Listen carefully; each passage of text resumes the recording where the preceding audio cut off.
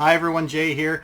I'm super excited today. Why? Because I happen to have a box here full of something that I'm pretty excited about. I believe, and I hope, it is the Harrow County sample games from the manufacturer. So let's open this bad boy up and see what it looks like for the very first time. Ready? Here we go.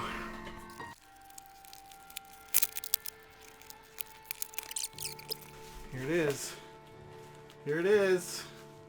Let's see what it looks like. Alright.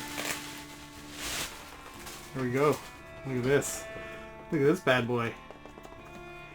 It's got a hole in the top and a hole right there.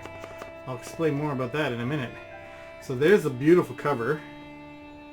Beautiful, beautiful cover. So I'm trying to show you all the reflections. And then this is the tree. Look at all these reflections. The tree that Hester the witch is buried under. So Tyler did a really cool thing, and he put Hester right underneath there. So that's Hester buried under the tree. How cool is that? That's very, very cool. All right.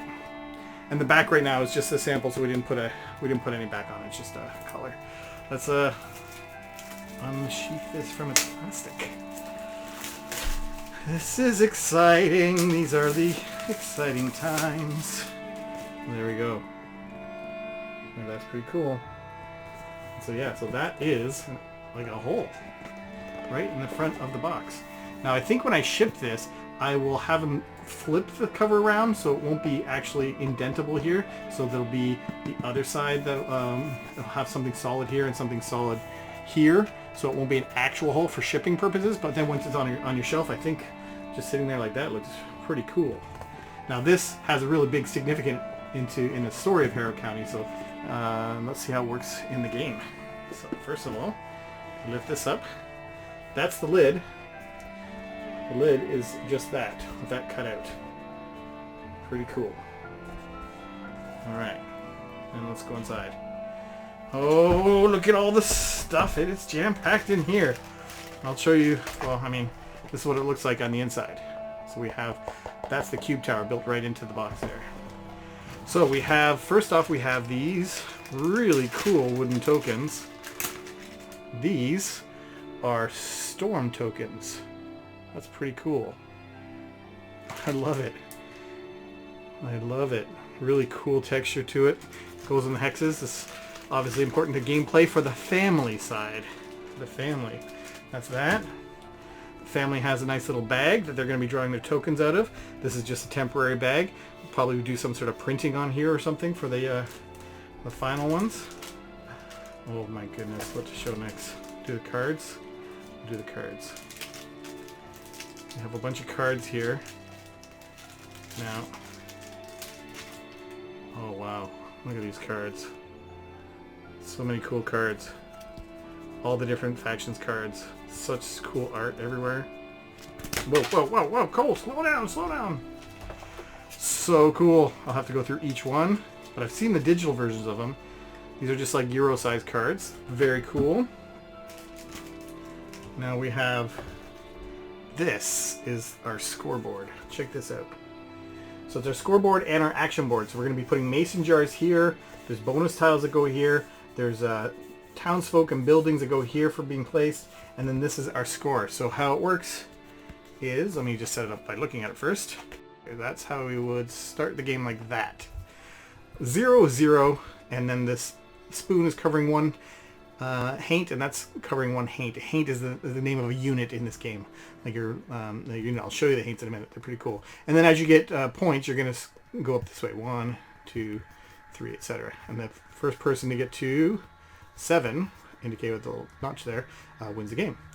And then this here is for later chapters in the game. The games will come in chapters. And when you kill your first haint, you're going to get a point. But then this rotates up, and now you need to kill 2 haints in order to get a point. And this rotates up again one more. You need 3 haints you have to kill to get a point. But there are ways that you can rotate this back down. But this is really cool. This is Lovey's table where she makes her spells. So these are going to be full of mason jars here. And you're going to be breaking them to make your spells. Really cool. I'm going to save that for a bit. So then it comes with a bunch of different cubes, which is cool. That's going to be dropping into this cube tower that I showed you earlier. Oh, I gotta show you that last because that's super cool. And that last. These are the little townsfolk that the protectors are trying to save, and these are the buildings that the family are trying to destroy. Then we have some maps. Now the maps here, they made them as a full rectangle board, like this. But in the final game, they'll be cut out, so that this will be an edge. So it'll just be this giant hexagon shape, and we won't have this brown color around the edge. But that's one of the boards. And it'll be double-sided. We didn't double-side here, but instead I have two of the maps here. So I have another map here that you play with. So it'll come with one double-sided map, and maybe as a stretch goal, maybe there'll be more. This is what's known as the Battleground, which is really cool. This is what you're going to put beside the box, and the cubes will drop into so they don't go flying all over the table, and it has a little spot to indicate how many cubes you're allowed to have for each faction. It's pretty cool. Everything's pretty cool. I'm very excited. These are the player boards here, the faction boards. So the protectors and how they collect all their tokens. These are the different abilities in the game: spawn, move, and strengthen, and some kind of sub rules and all the stuff you start with at the bottom of the game. That's what you start with. And then that's Hester. We haven't even talked about Hester yet. I'll get to that in a minute. There's the family and how they collect tokens in a different way. Well, they collect them the same way, but they use them in a different way. And then finally Cammy. Again, she collects them the same way, but uses them in a totally different way. Those are the faction boards. And then we have the character boards. And these are the characters. You can be any of these characters. If you're in the protectors, you could be Malachi, or you could be Bernice, or you could be Emmy. So those are the three you can start with as the protectors. We have some plans for more as stretch goals, assuming we get some stretch goals. There's some more characters that you can be as well that we've already tested. For the family, you can be Levi, Odessa, or Corbin as the family. Those are three of the family members. Each of them has a unique power. And for Cammy, she has goblins, and you can be the trickster or brute. So those are three you can be. Be any of those. These are some special tokens. On one side, these are bonus tokens that you're going to get throughout the game. These are the Cammy's dolls that has so much to explain in this game. It's going to be exciting. I don't want to get into all the rules on this video. These are the legend tokens that you're going to be moving around on the board. You'll notice there's some extra legends on here because we printed them, and hoping we're going to hit some of those stretch goals. So that's pretty exciting. And then these are the mason jars. These are the actions. These are for the family, the protectors, and Cammy. And those are what you take. When you take it, you flip it over, and it shows like a broken mason jar on the back. So that's pretty cool. These are all the ability tokens. Nice. And these are all the other miscellaneous tokens. Like a start player token is this lantern. These are the legend tracks that you're going to be powering up and getting better and better things. These are wild tokens. This is what Cammy uses to decide her powers, and this is for Hester, the witch that's buried under the tree.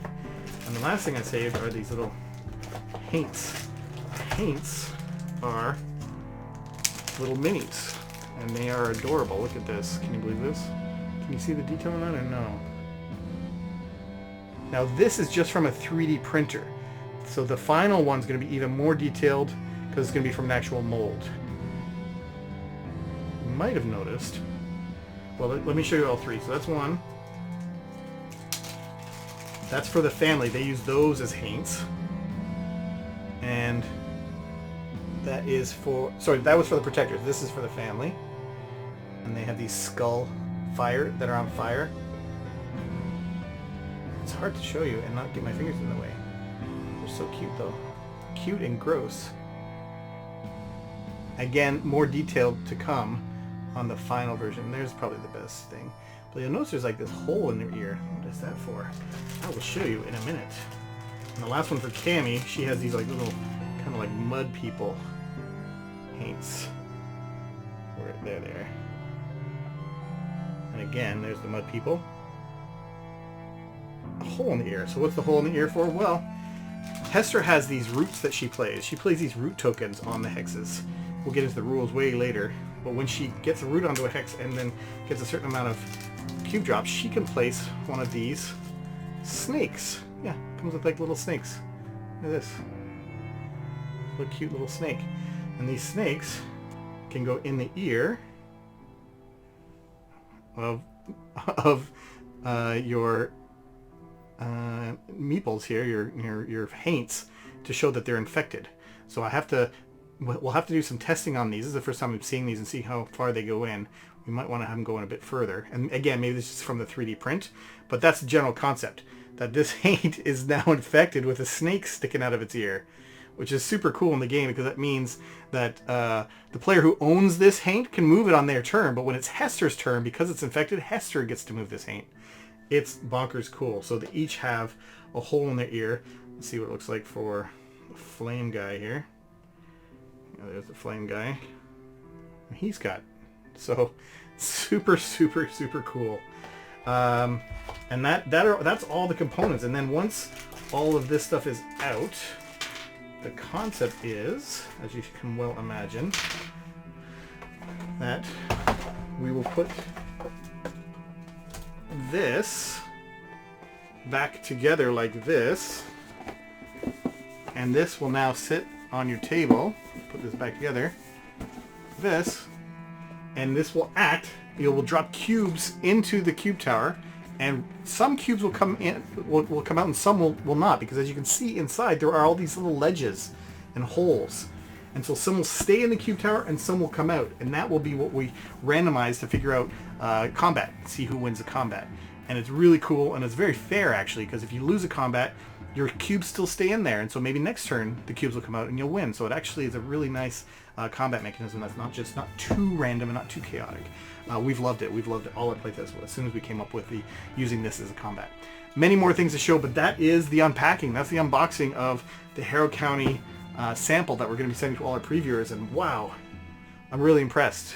Gameland did all the manufacturing for us, just like they did for my management, and everything looks just amazing. I'm super excited. I hope you're excited. I hope you're curious about a lot of stuff here, because we haven't really explained too much of how it works, just looking at the components.